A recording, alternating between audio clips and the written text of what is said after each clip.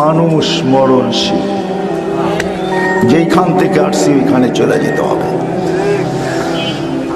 কিন্তু শেষ কথা যেটা বলতে চাইতেছি, প্রস্তুতি নিয়ে যেতে হবে, প্রস্তুতি নিয়ে যেতে হবে, নিজেকে গুছায়া নিয়ে যেতে হবে, নিজেকে গোড়া নিয়ে যেতে হবে। কেন আল্লাহর কাছে যাইতেই হবে, নিঃসন্দেহে যেতে হবে। সত্য এটাই, আপনি চাওয়া মানেন আর না মানেন, আল্লাহকে মানেন আর না মানেন, আল্লাহর কাছেই যেতে হবে।